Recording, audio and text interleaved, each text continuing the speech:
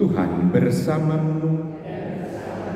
Inilah Injil suci menurut Santo Matius.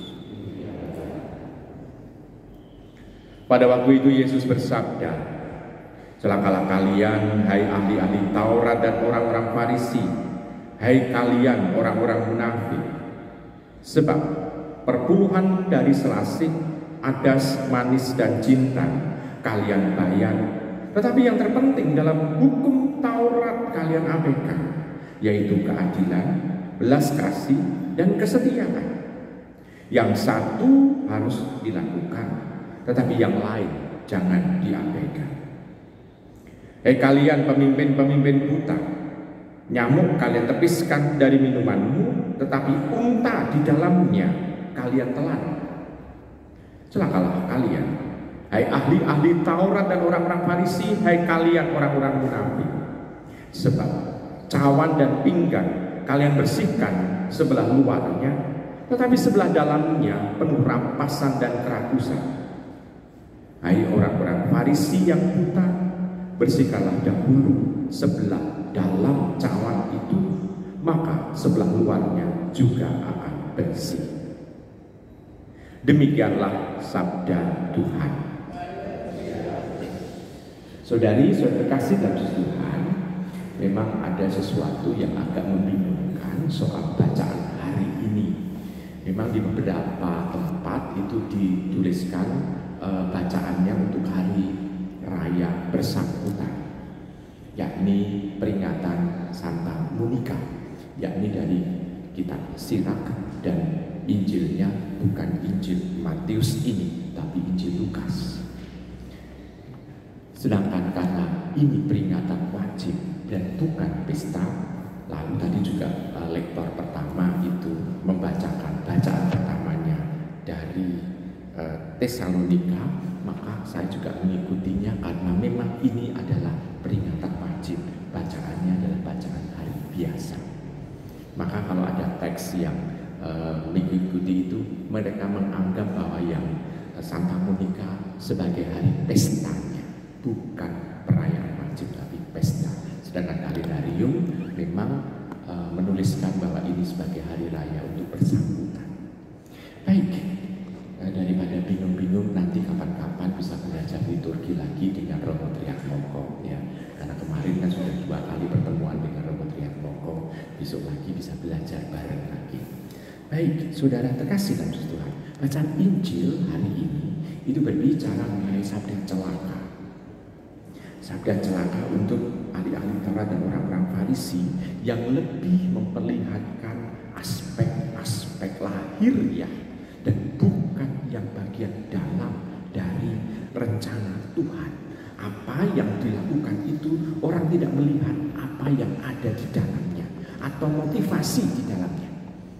Atau kita seringkali tidak pernah bertanya. Kalau misalnya ada dalam tradisi gereja kita seringkali jarang bertanya, ya seringkali jarang bertanya untuk mengatakan begini, kenapa ya kok kita harus melakukan ini? Kenapa ya kok kita harus melakukan itu? Kita seringkali bertanya, tidak bertanya malah. Pokoknya yang penting gereja ngomong apa dilakoni begitu. Taken granted begitu seringkali. Sehingga kepekaan kurang. Ini yang juga seringkali itu dilakukan oleh orang Farisi dan ahli Taurat. Pokoknya yang penting ini adalah tradisi kayak gini, maka jangan dilanggar.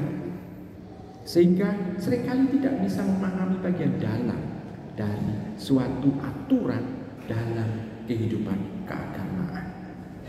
Ibu bapak, saudara kasih dalam Tuhan, kita bisa melihat di sana ada perpuluhan dari selasih, ada manis, jintan kalian bayar. Ini seolah-olah sebagai yang harus ini dilakukan, tapi orang lupa untuk melakukan keadilan, belas kasih dan kesetiaan. Di sana ada sesuatu yang mau diperbandingkan antara perpuluhan dengan keadilan, lalu juga belas kasih dan kesetiaan. Mana yang diutamakan?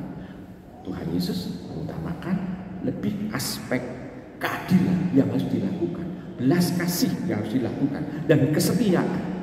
Artinya bukan suatu kesalehan saja, dengan perpuluhan kan dianggap sebagai suatu kesalehan, namun hal hakiki dalam kehidupan beribadah bersama dengan Tuhan adalah menyelaraskan hati sesuai dengan hati Tuhan.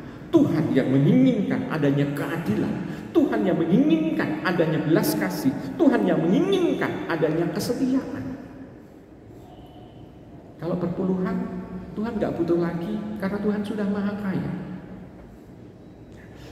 Yang pertama itu. Lalu yang kedua, di sana diungkapkan, nyamuk ditepiskan dari minuman, tapi unta di dalamnya kalian telan. Di sana mau diungkapkan apa?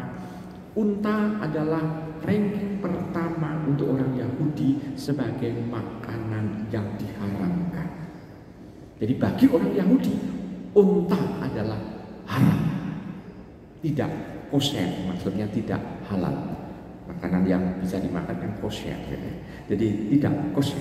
Jadi kita bisa melihat di sana bahwa unta itu mereka seolah-olah tidak memperhatikan lagi perintah Tuhan soal aturan yang misalnya berdasarkan kesehatan pada waktu itu zaman Musa. Nah, saudara terkasih, kita juga bisa melihat di sana orang Yahudi, orang-orang Taurat, ahli Taurat dan Farisi lebih kalau memperhatikan membersihkan seperti kalau orang zaman kita sekarang membersihkan teko untuk teh ya, teh poci atau teh apa? Maaf, ini agak ngomong soal merek, tapi bukan merek ya, karena sebetulnya maaf itu kan yang dibersihkan hanya bagian luar, tapi bagian dalam kan nggak pernah dikosok dengan sabun, karena nanti tehnya rasanya sabun. Nah, sedangkan di sana pinggan itu seolah-olah itu hanya dibersihkan bagian luarnya, tapi bagian dalamnya enggak. Ini sebagai satu gambaran dari Tuhan Yesus untuk hati orang Farisi dan ahli Taurat itu, bahwa mereka hanya membersihkan bagian luar, tapi hati mereka tidak pernah dibersihkan. Ya, seringkali saya akan tanya, mereka mandi 2 kali sehari atau kita mandi sehari 2 kali, tetapi apakah hati kita juga ikut kita bersihkan? Yang penting mana? Padahal kalau misalnya fisik saja kita bersihkan lalu pakai make up mungkin dengan bedak yang tebal, dengan lipstik yang tebal, itu seperti badut mungkin ya. Tetapi kalau itu yang dibersihkan hati, akan ada inner beauty yang muncul, kecantikan dari dalam, dan itu lebih memikat. Betul begitu bapak-bapak? Lebih tertarik yang mana? Orang yang bedakan tebal atau yang inner beauty? Yang untuk bapak-bapak, yang mana? Kalau Romo jangan ditanya. Ya, inner beauty yang muncul. Nah, Tuhan menginginkan bahwa keindahan, kecantikan, kebaikan itu muncul dari hati yang paling dalam. Maka mari ajakan ini sabda celaka ini, walaupun isinya sabda celaka, tapi sebetulnya ajakan menuju kepada kebaikan. Ajakan supaya kita melakukan apa yang menjadi rencana Tuhan, tidak hanya sekedar melakukan kegiatan-kegiatan yang dilihat mata, namun lebih memperhatikan aspek kedalaman hati kita. Selamat merenungkan.